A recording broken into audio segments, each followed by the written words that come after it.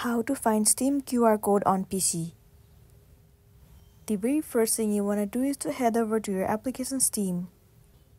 Enter your login credential and make sure you are logged into a specific account. Once you have been logged in, click on your profile at the very top and then move into account details. Inside account, you need to proceed to security.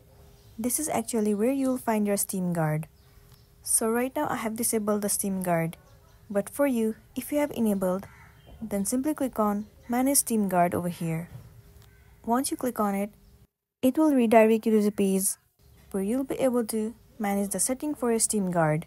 So in here what you want to do is simply enable the Steam Guard option. Well, after that, you will be able to log in with your QR code. All you want to do is scan the QR code that will be given to you while logging into your account. Once you scan it on your another device, you will be able to sign into your account. Also that way you will be able to find your Steam QR code. So that's all for today, and this is simply how you can find QR code on Steam.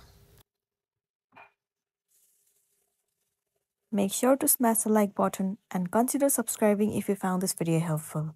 We'll see you in the next one.